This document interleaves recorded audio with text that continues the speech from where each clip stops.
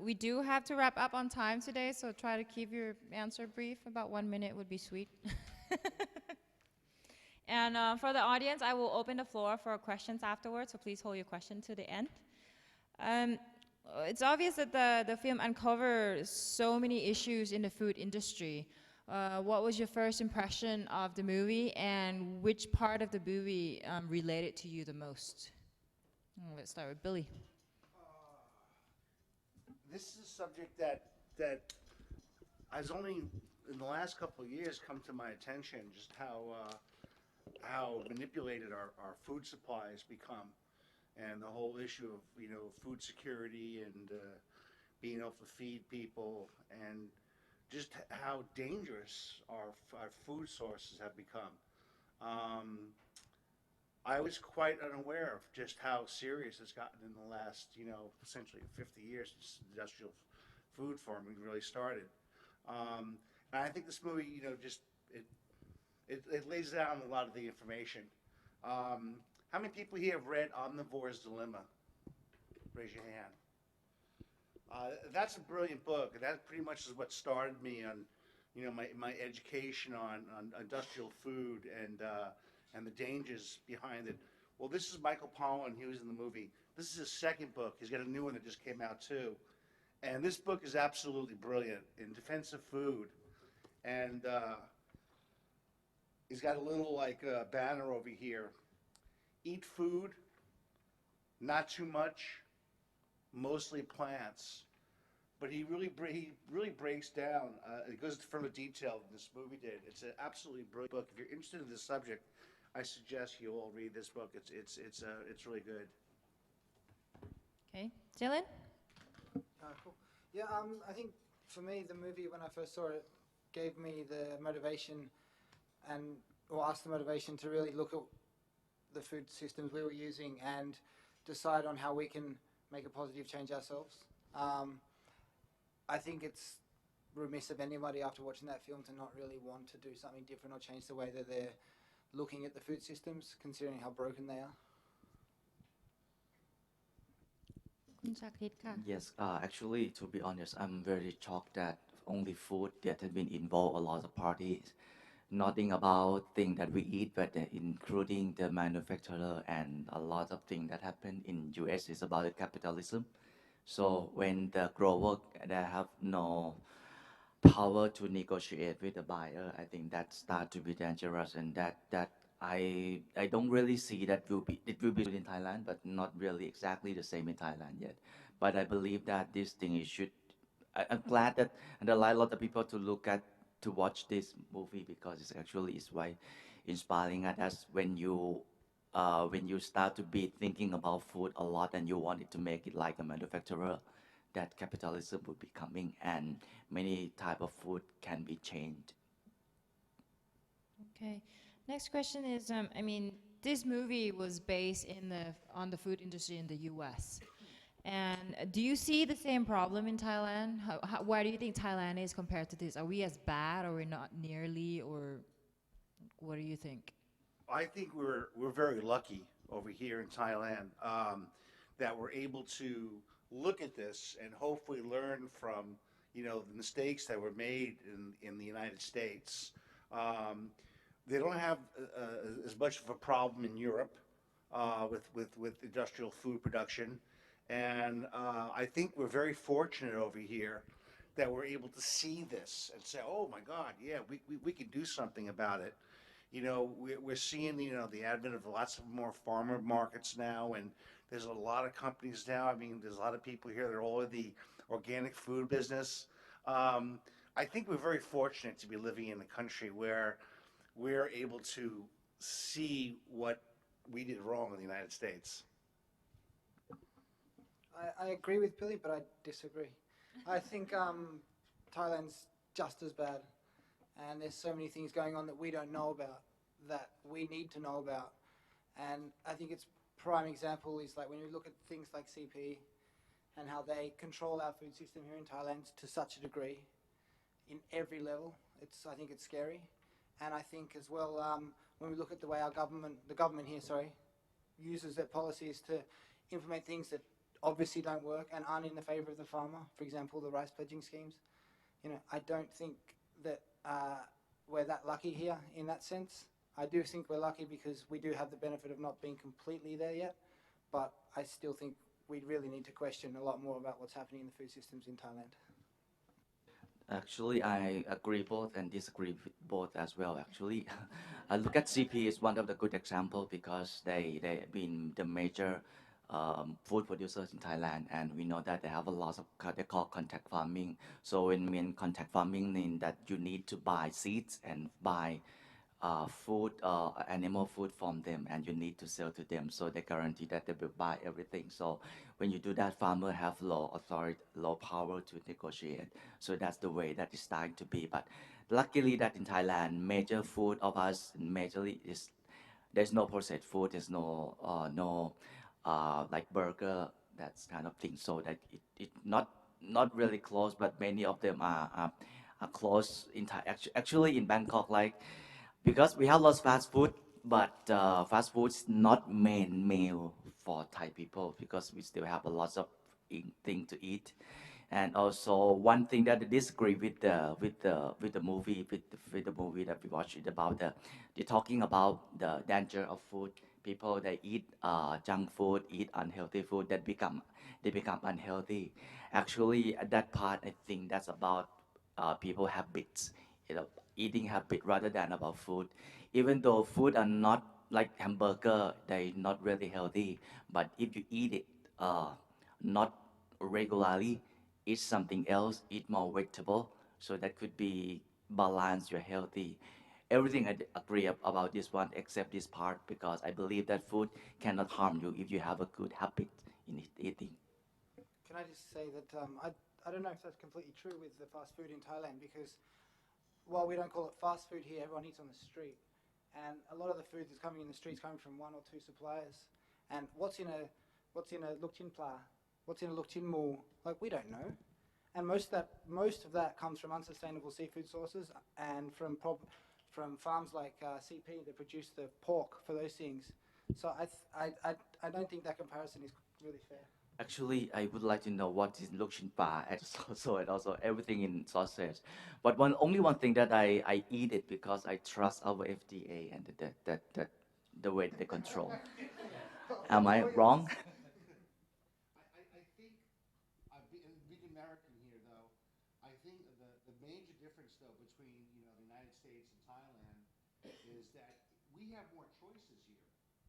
We can decide not to buy the commercially produced rice and buy straight from the farmers that are, growing the rice here. We have more alternatives here.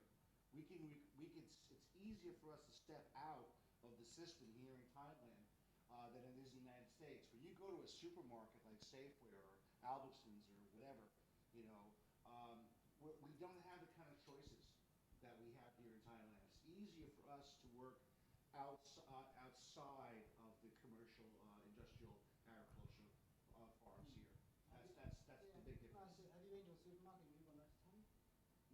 No, yeah. Or I can 7-Eleven essentially, yeah. But there are alternatives here. I think they're easier for us to have access to than in the United States. For sure, in Bangkok. As a restaurateur in San Francisco and here in Bangkok. I mean, all my produce other than my lemons in my restaurant is organic. I can't do that in San Francisco. No, it's difficult. No. Okay. And with all these problems, what are your organization doing to trying to fix these problems? Talk about it as much as possible. I mean, I talk a lot about it. I mean, I've given out 5 copies of this book so far. I educate my staff, and hopefully through the staff, we educate our customers that come into the restaurant about what we're doing in terms of sustainable seafood and working with organic produce. And we highlight the things on our menu that are organic. That's what we're able to do, and we're able to make direct relationships with the people who are growing our food, so we do know where our food is coming from, whether it's our rice or produce or our fish. Yeah, I mean, we're the same. We use our purchasing power to make sure that we can understand and know the provenance of the produce we're using. We also apply the slow food philosophy of good, clean, fair. So it's got to be good for us, good for the customer, clean in terms of chemical free, and fair. So it's fair for everyone, the end user, but also the producer. So everyone results in a healthier and happier lifestyle. We do farm visits. We make sure that we are on a first name basis with as many people that produce the food that we're using as possible. And then, like Billy said, we try and educate our staff, but we also try and educate our customers to let them know that where their produce is coming from and how it's done and that sort of thing. On at because I'm working in supermarket, so mostly product serving in our store supposed to be traceable. All fruits and vegetable right now we call direct sourcing, so we buy from farmers. We talk to them and then contact, but differently to the contact farming. Contact farming, that means we need to sell seeds and sell so fertilizer to them, but we don't do that. We just only talk to them, that talk about the demand supply that would happening and how much you can produce.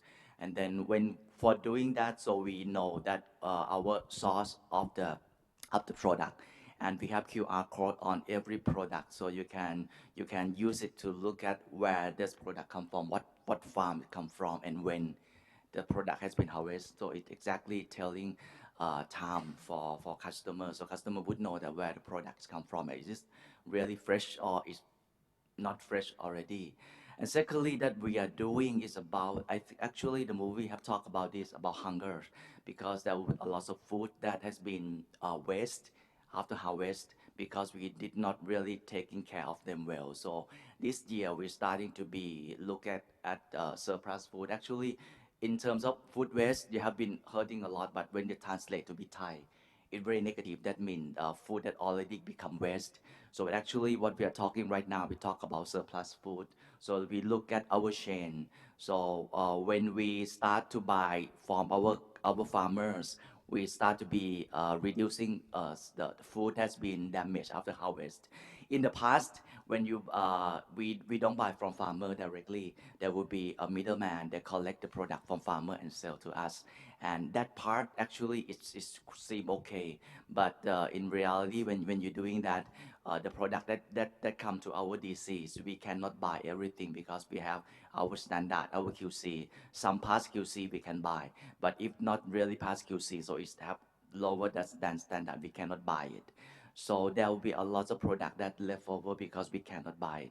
So when we talk to farmer directly, and we set our packing house near their farm, that means we reduce a lot of food waste, and also it lengthen the shelf life about 2 days longer.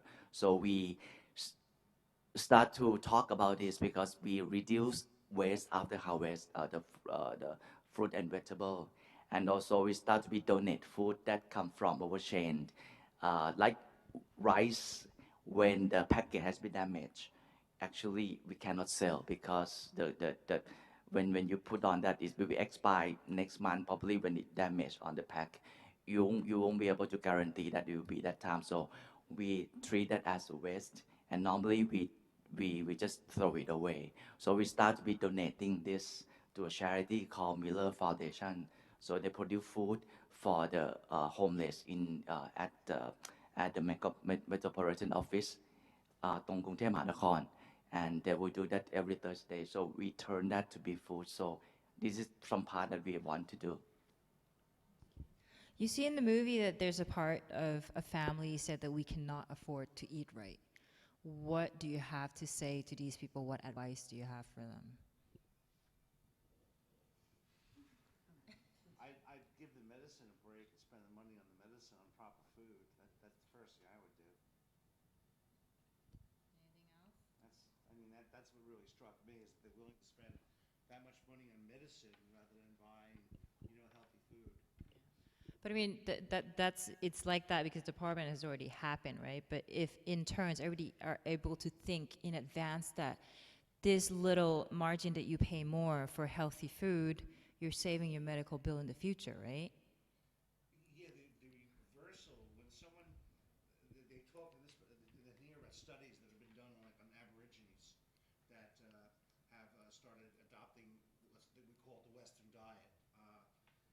quickly, the onset of diabetes and obesity and heart disease, how quickly these conditions all developed in the Aborigine tribes. But as soon as they move this one group back to the bush, I mean, like within weeks, the condition reverses itself. So it's very short-sighted thinking, to be eating that inexpensive food, which, like Mike was saying, it's not really inexpensive. It's bad food for you, and just by eating proper food, you won't need the medication. And then, like he says here, eat well, eat food, a little less, mainly vegetables. You don't got to eat a lot of expensive food. And like the other thing they suggested in the movie is to start a little garden. Just plant something, and that's essentially just the cost of labor for the food. Yeah. So I think that's a very lazy, unfortunately, a very lazy attitude, and just it's easier to eat at McDonald's than to make a cabbage soup that lasts for a week. Yeah, I mean, the same problem is happening in the Pacific Islands, right? Tourism arrived and then processed food, and they're eating badly. They're no longer eating fish, and obesity is now majorities in islands as well. Diabetes, yeah. Yeah. And Dylan? I'd just say cook at home, eat out less, buy fresh produce, eat with your family, like I said in there. This is coming from a restaurant. He's telling you to stay home and cook more, right? So it's healthy for you. Well, if you can't afford to eat healthy food, you can't afford to eat in a restaurant anyway. So. คุณชาคริตค่ะ So eat more vegetable. Actually, we have campaign to encourage people to eat fruit and vegetable, but we have been warned by one of the NGO say that you should not encourage people to eat lots of fruits because many fruits are very high sugar, especially in Thailand. So actually, vegetable is the most important thing. And as a retailer, actually, we think we are responsible for this as well. So we encourage. We have campaign to encourage them to eat more vegetable rather than eating processed food. And also one thing that our head office has already done, they take out all the gums and candy that most of the time they're near the cashier. So it's called impulse purchase. So I don't know why people when they're starting to pay money when they look at gum or any candy, probably people they start to feeling that they have some bad odor, so they start to buy product at that point, and it's always good product. So in Tesco in UK, they took out all the gum and candy that near the checkout because people mostly they buy impulsively. So that thing that we want to do. So eat vegetable a lot. I think that help a lot as well. And being in Thailand is lucky because we have a lot of vegetable for you to consume. And that was the cuisine here essentially before McDonald's and Burger King Yes, and yes. all the It's fast food companies started. The diet here was extremely healthy, yeah. and it's rice and lots of vegetables and a little bit of meat. Yeah. Well, most of the proteins would have come from fermented foods as well, like guppy and fish sauce. Yeah. Yeah. Actually, one of my work is about promoting health, and one of the I heard somebody talk about obesity. In 10 years ago, when you look at the number of the children who got obesity, very low. But currently, last year, the number the number of the children with obesity is still low, but the increasing is more than 200%. That means children start to be less healthy. And one of the reasons is, I think, because of the social media, things like they're moving less and they start to eat a lot of snack and food and they don't moving much. And this is something that we start to encourage people to dance easily, aerobic dance in front of Tesco. You will see. It seems silly actually, but it become one of the destination for people who want to exercise cheap and you don't need to pay anything, just come and dance. Only one shoe can do so. I think apart from eating more vegetable, I like to talk about get active, getting yourself more active. I mean, one advice I would want to give everybody is that you should start asking questions, right? where did this food come from? Start reading the label, what's in your food, and then from there you get curiosity, and then you educate yourself more. So how do you think Thailand could move forward? How can everyone change or do to help?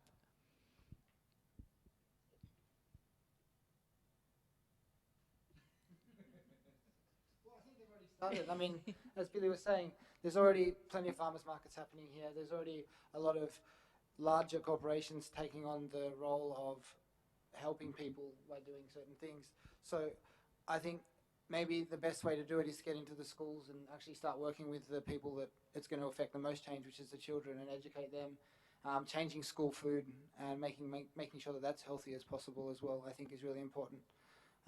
But in general, I think people just cooking more will eventually become healthier, because once you cook yourself, you see what's going in the food, and you start to understand how food is made and food happens, and then you're like, oh, actually, I don't need to put this in, or oh, I prefer it like this, but automatically you choose the best produce to cook with because you want to have the best taste, and then it's better for you anyway.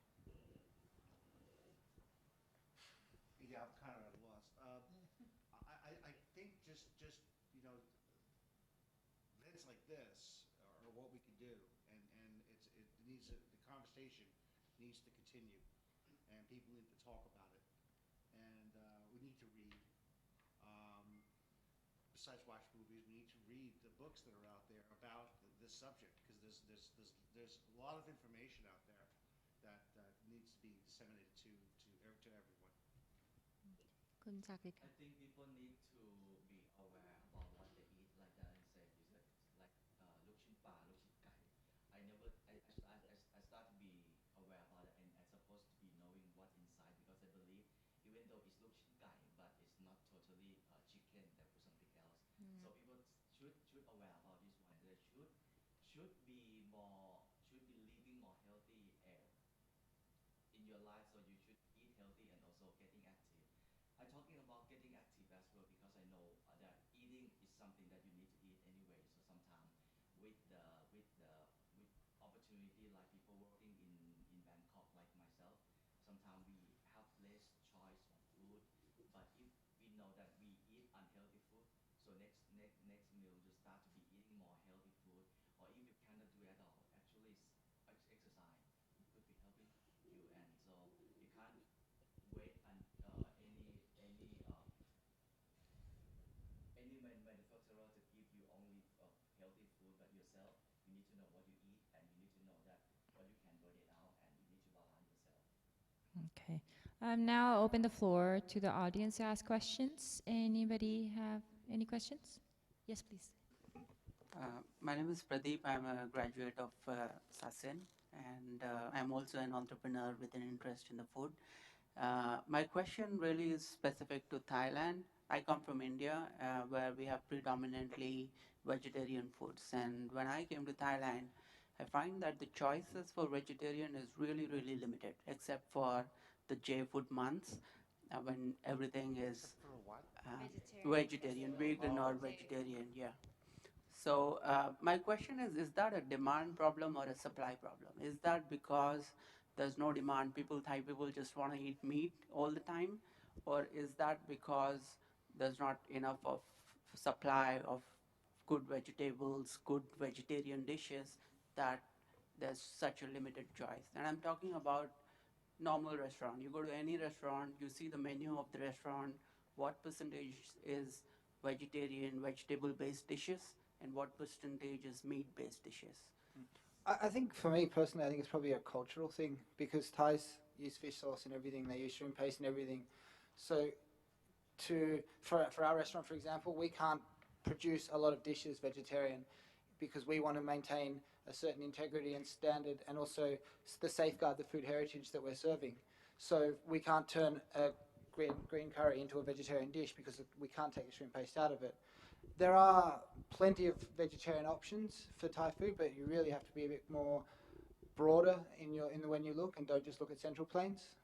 We have a vegetarian menu that changes once every 2-3 months, but it's the hardest menu to write, because Thai food, for me, from my understanding of Thai food, it's not protein based, but it's based on fish sauce, guppy, and stuff like that. So it makes it more difficult to produce a truly vegetarian meal. And again, say that it's not about supply at all. We have a lot of supply. It is about they prefer eat. I think Thai people that eat meat is one part of them, and I think that they, I don't know, but it's not about supply at all because we have many type of vegetable, and we can sell more if customer want to buy more, but they don't buy more. So this follow-up question is that it's obvious that we need to increase vegetable consumption among all populace.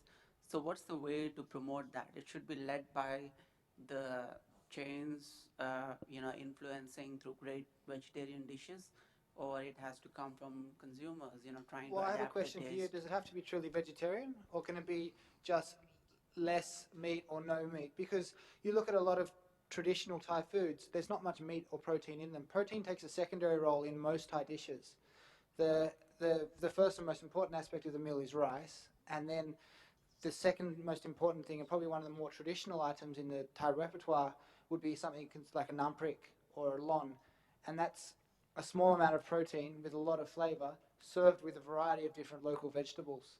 So, in that sense, I think we should be promoting more dishes like that and promoting less steak and fries and essentially meat-based dishes. But I don't think meat's an important part of the cuisine here. Yeah, I agree with Dylan. It depends on how far you want to take the issue of vegetarian, ism. My restaurant, we have a lot of vegetable dishes. In fact, I did it once, a 14-course vegetarian menu for a friend of mine who had just turned into a vegetarian, and I missed having dinner with her. But but then our stocks, are a lot of times fish based.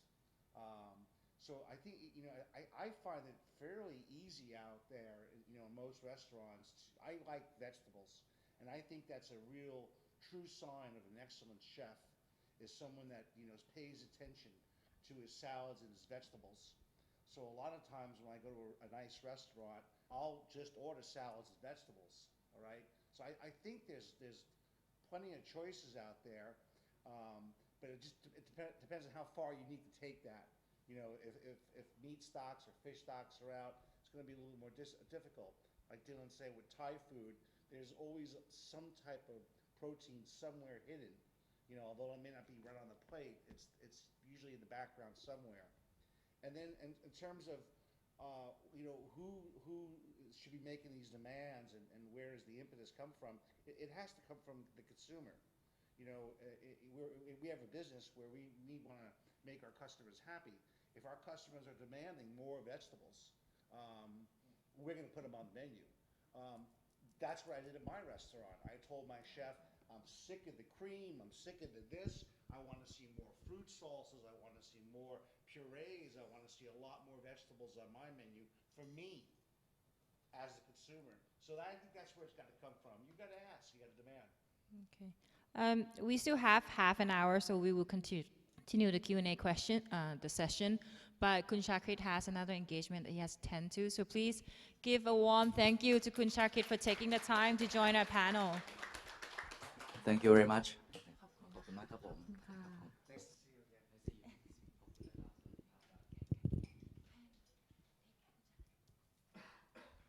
again. Anybody else? Yeah. I have to say something. Yeah, I was gonna say we have another expert in the audience, so do you have anything to say? Let me finish it.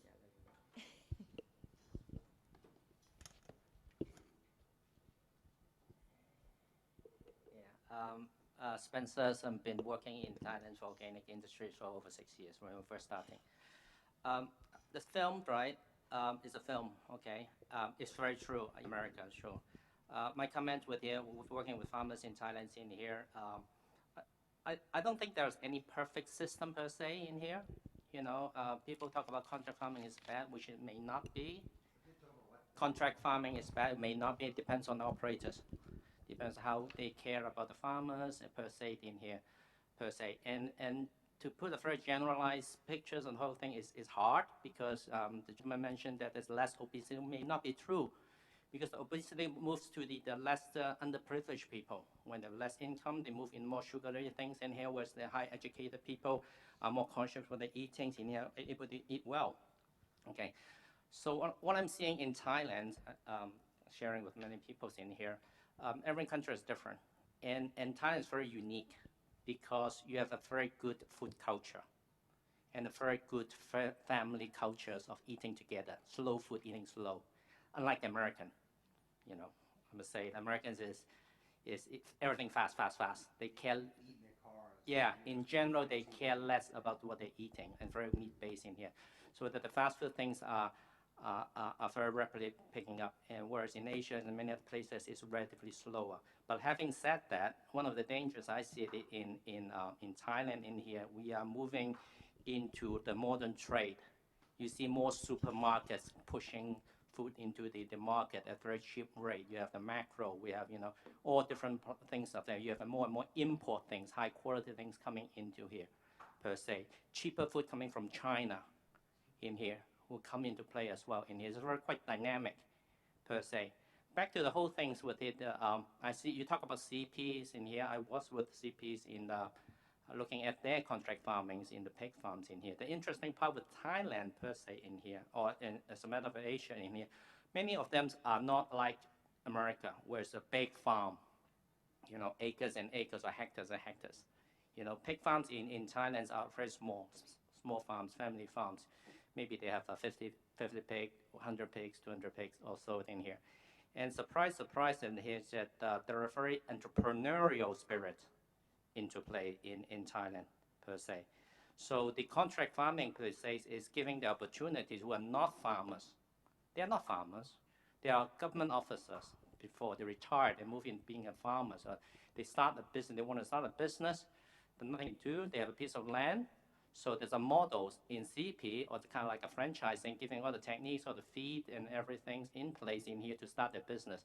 And then they will able to find an income which they are comfortable with, okay? And then they learn all the techniques from all these company. But anyway, I mean, it's a big. Yes, yes. CP set apart, and they're very powerful in terms of things. They control all the infrastructure per se. And we have small farmers, pig farmers in here that cannot find the abattoir, the butcher, right? And in here, and more to it in here. I mean, we talk about how Thailand people and how Thailand's can help in here.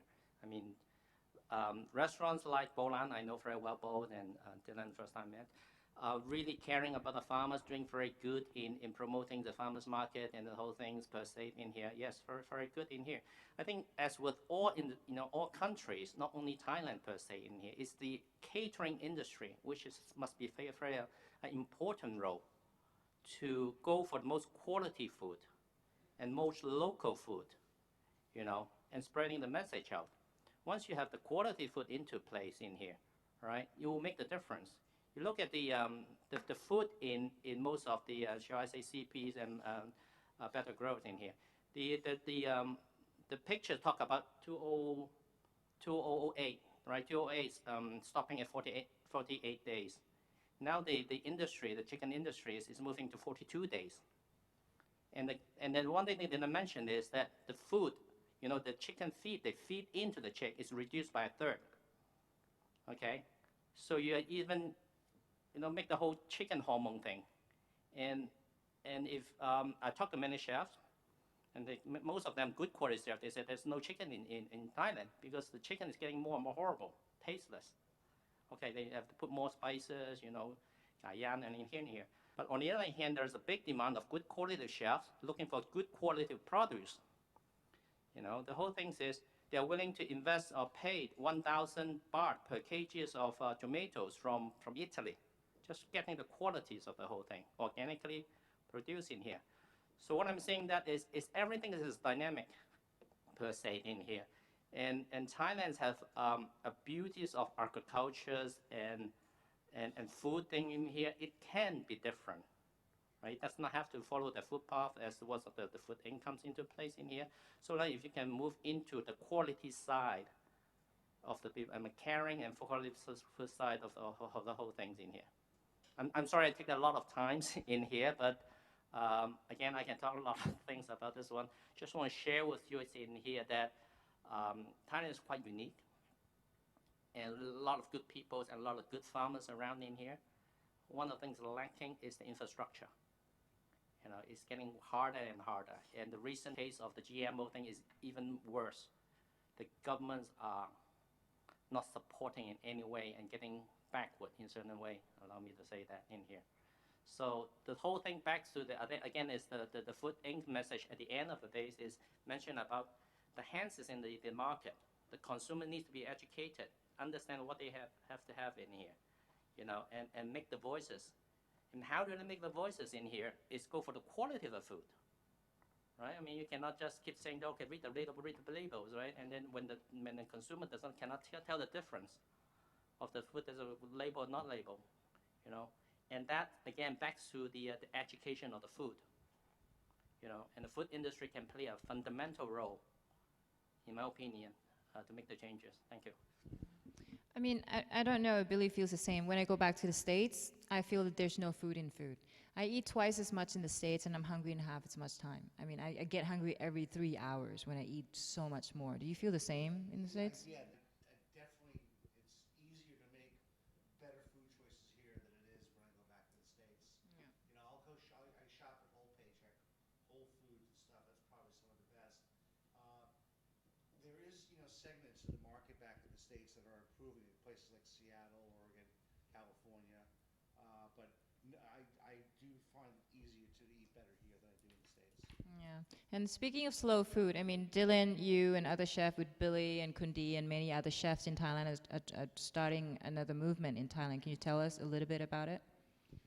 Well, I think we're just trying to raise awareness about what good food is. I think we're starting slowly, and we want to make sure that it's slow food.